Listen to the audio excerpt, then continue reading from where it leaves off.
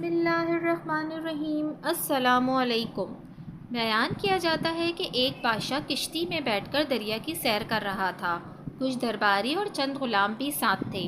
ان میں ایک غلام ایسا تھا جو پہلے کبھی کشتی میں نہ بیٹھا تھا، اس لیے وہ بہت خوفزدہ تھا اور ڈوب جانے کے خوف سے رو رہا تھا۔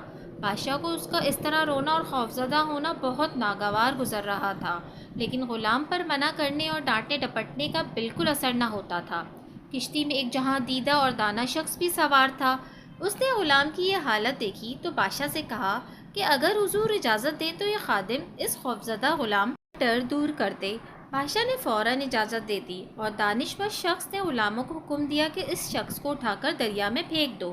غلاموں نے حکم کی تعمیل کی اور رونے والے غلام کو اٹھا کر دریا میں پھینک دیا۔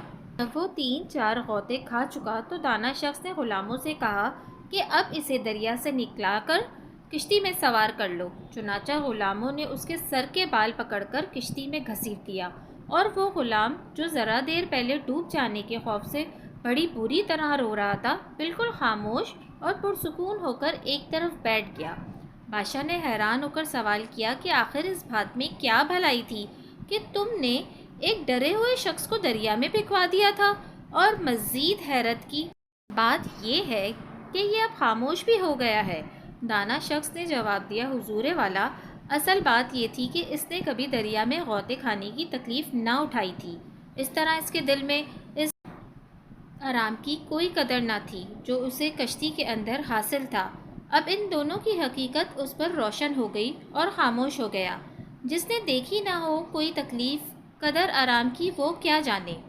وضاحت: حضرت سعدی نے اس حکایت میں انسان کی یہ نفسیاتی کیفیت بیان فرمائی ہے کہ جس شخص نے کبھی تکلیف دیکھی ہی نہ ہو، وہ اس کی قدر و قیمت سے آگاہ نہیں ہوتا جو اسے حاصل ہے۔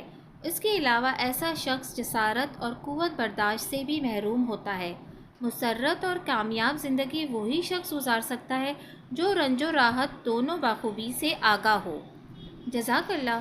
اگر آپ کو میری یہ ویڈیو پسند آئی ہے تو پلیز میرے چینل کو سبسکرائب کرنا نہ بھولیے گا۔